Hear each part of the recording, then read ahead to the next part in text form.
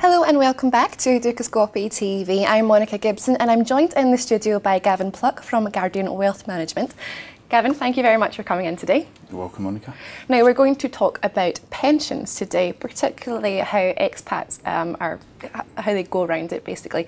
You refer to, in some of your research, you refer to pensions as a ticking time bomb waiting to go off. Why so? Why do you refer to it as this, Gavin? Well, I think that was probably a headline I plagiarised from a newspaper, Monica. But you're right. There is a lot. There's been a lot of focus on retirement planning and pensions in particular. It's not easy to pick up a newspaper these days without seeing some sort of derogatory headline. And I think there's so many horror stories that you read of individuals that believe their pensions to be ring-fenced and guaranteed, only to find that when they approach retirement, that this couldn't be further from the truth. You know, if you think of, I suppose, a generation behind us, they're going to look at our mistakes and they're being educated at this moment in time. They're being educated from school in order to do something about their retirement because the onus is on them. The generation before us, our parents as such, you know, they were the ones that lived the golden era of pensions. Actually went home with the carriage clock, golden handshake, and even were in a decent position to accept an early retirement, working for the same company for maybe 30, 40 years. Unfortunately, our generation are the ones that are, I think, sitting on that time bomb, ticking time bomb, waiting and wondering what's going to happen next. That's why I like the headline. I think it's ticking time bomb is quite apt for the issues that we've got at the moment. So yeah, it does seem, you know, a situation which is kind of ready to rear its head. But one of the groups that you distinguish in your research, which I alluded to earlier, is expats. Why are they particularly disadvantaged, would you say? Well, I think various groups are going to be affected in different ways, obviously. And you know, I've over the last 10 years, I've had the opportunity to really focus on how different groups are affected. For example, if you take the gender situation, and you know, there's been much written about how women can be disadvantaged as opposed, you know, to their male counterparts when it comes to saving for retirement for numerous reasons. And likewise, probably less documented, the international community, individuals working outside of their home country, I believe are inadvertently disadvantaged when it comes to saving for their retirement. It's always difficult, Monica, if anyone's living outside of their home situation, domestic situation. But if you ask me, the real issues for someone working internationally, I think comes about from the amount of different types of scheme that there are in countries around the globe, the non-compatibility of these schemes and how that affects a retiree, how that would affect someone working in various locations. One of the biggest nightmares for many expats is having different pensions in various countries, frozen pensions, which they often become frozen and will grow very slowly. And you know, I've seen it on so many occasions. I have an example which, if I could give you an idea, in this instance here, this is a very basic scenario. I've got a 40-year work-life line here. Someone working 40 years. If you think someone working 40 years would, in most cases, give that individual perhaps 60% of their final salary. The problem is, in most cases, it's not the final salary, it's a leaving salary. If you look at an individual, let's call him Mr. Smith, okay. He was working in the UK for 10 years and he finished, when he left there, he was on 30,000.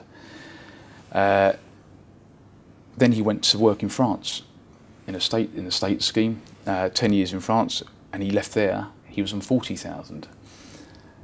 That then he gets a promotion or offered another position, and he goes to the States, where his leaving salary is now 60,000, and then finishes off in Switzerland, lovely country, and wants to retire here, and he's on an equivalent, yes, an equivalent of 100,000 euros. So I've based all this in euros just so we can keep it compatible.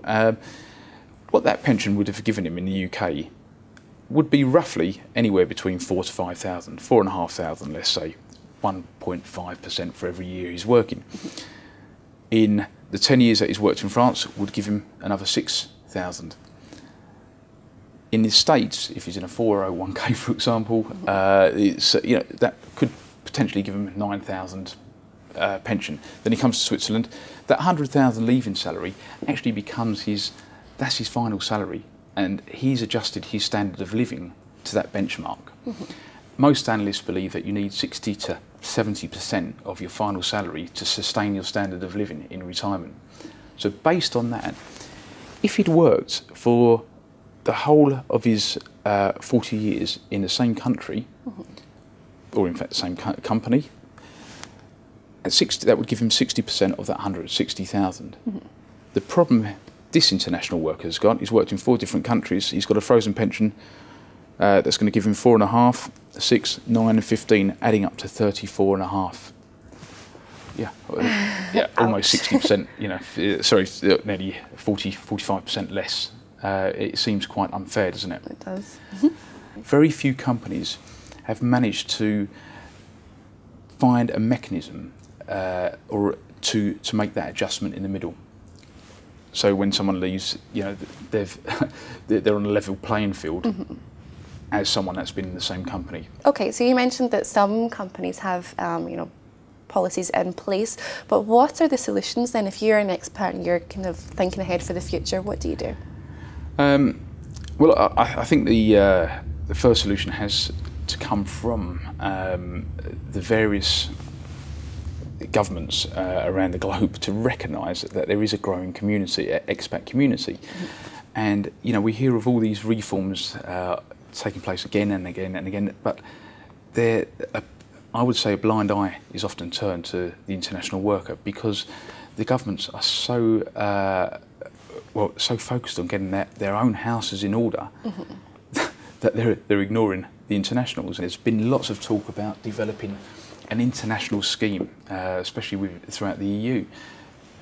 I've heard this talk for over 10 years and nothing's happened. In the meantime, what can someone do? There are certain schemes that have been recognised. For example, in the UK, there's something that's known as QROPS, Qualified Recognised Overseas Pension, which we can unfreeze these pensions and put them back into the control of the individual. But that's not for everyone, and it's not an all-round solution.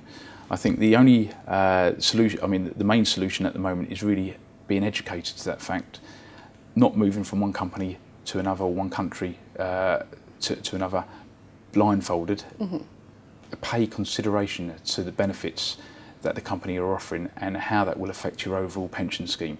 So if you're educated to that fact and then find something, do something yourself. There are a number of savings plans, international savings plans out at the moment that offer a huge amount of flexibility purely for the international community.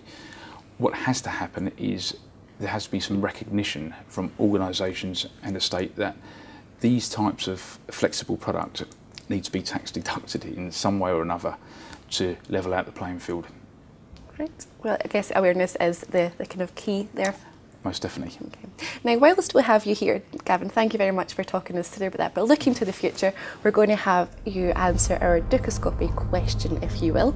Now, the Dukascopy question is where if you had $1 million US, where would you choose to invest it? If we look at the board, we have options. We have real estate, equity, bonds, gold, cash, or oil. So $1 million US, where would you choose? Well, I'll steer clear of bonds at this moment in time.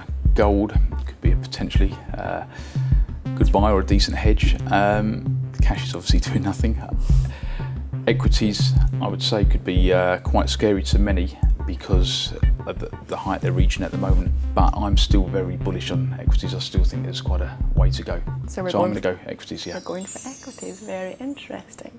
Well, Gavin, thank you very much for taking part. Thank you very much for coming in today. It's been a pleasure. You're welcome. Thank you. Well, that's all from Gavin and myself. Please do click back to Dukascopy TV for plenty more exclusive interviews. Goodbye for now.